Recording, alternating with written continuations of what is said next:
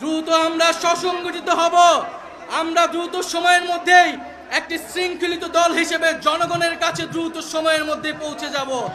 আমরা বাংলাদেশের প্রতিটি ঘরে ঘরে যাব, প্রতিটি দরজায় দরজায় গিয়ে এনসিপির বার্তা পৌঁছে দিব। বন্ধুগণ, আপনারা প্রস্তুত হন।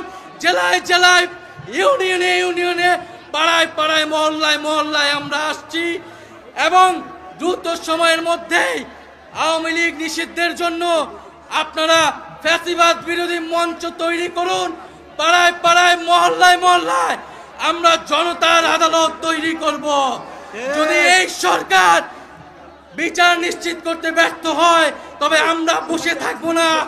জনতার আদালতে আওয়ামী লীগ এবং ফ্যাসিজমের বিচার নিশ্চিত করা হবে।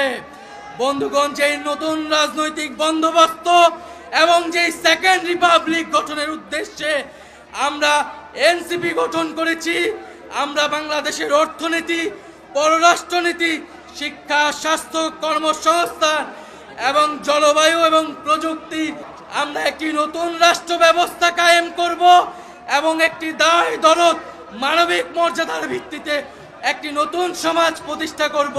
প্রিয় বন্ধুগণ, আমরা বলতে চাই, এই ঢাকা বা বাংলাদেশ ছিল এই বঙ্গোপসাগর অঞ্চলের মিলন কেন্দ্র, বহু সংস্কৃতি, বহু সভ্যতার প্রাণ কেন্দ্র। আমরা সামাজিক মূল্যবোধ, ধর্মীয় মূল্যবোধের প্রতি শ্রদ্ধাশীল থেকে বহু সংস্কৃতির ভিত্তিতে আমাদের নতুন সমাজ গঠন করব এবং ইনশাল্লাহ ঢাকায় আগামী দিনে এই বঙ্গোপসাগর এবং দক্ষিণ এশিয়ার কাণ্ডারি হবে, দক্ষিণ এশিয়াকে নেতৃত্ব দেবে।